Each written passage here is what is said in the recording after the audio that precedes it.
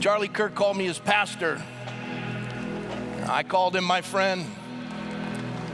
I was with Charlie about a little over 2 weeks ago in Korea as he was supporting the persecuted Christians over there, as they're raiding churches and imprisoning pastors. And he spoke to the youth there that now are chanting on the streets, "I am Charlie Kirk, standing for freedom," across that country.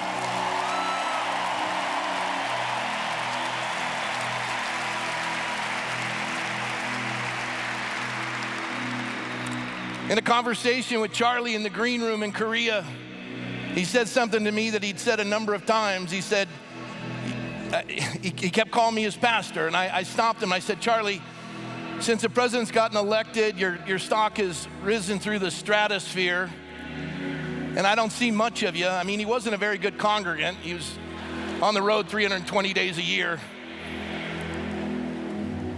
But he said, "Rob, not only are you my pastor, but you're America's pastor." And I said, "Charlie, if we were at a tabling event on a campus where you had the table said, 'Prove me wrong,' I'd win." And he looked at me with that sheepish grin that he always has. Doggone it if he wasn't right. I mean, I wasn't America's pastor 2 minutes ago, and I won't be after this, but for right now, he proved me wrong.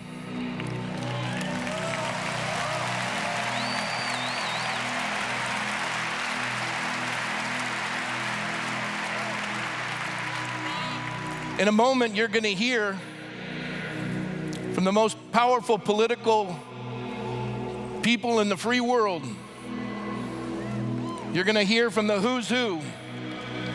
And they're going to assemble in this place to talk about what Charlie Kirk did in 31 years on this earth. He had more lifetimes in 31 years than all of us have in the entirety of our own. And as I was thinking about that, to recount all that he's accomplished in 31 years is quite a feat.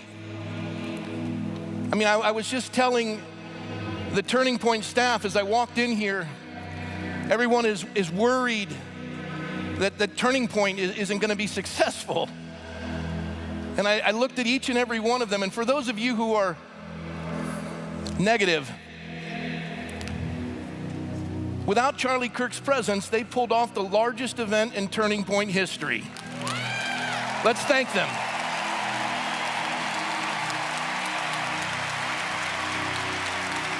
Turning Point is alive and well.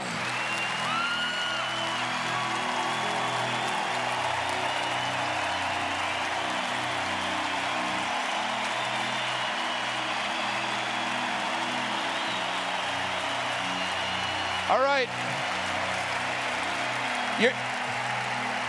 I appreciate that, but you're taking my time here. Sit down. I want to do two things, and then I want to do what I've been called to do. First of all, I was thinking of Abraham Lincoln when I was reflecting on Erica and their two children, and for Charlie's parents and his sister. Abraham Lincoln said to Mrs. Bixby when she had lost sons in the Civil War, he wrote these words, "I feel how weak and fruitless must be any word of mine to beguile you from the grief of a loss so overwhelming." We can't bring him back, but we thank you for raising him. We thank you for loving him. Erica, for being the strength in his life.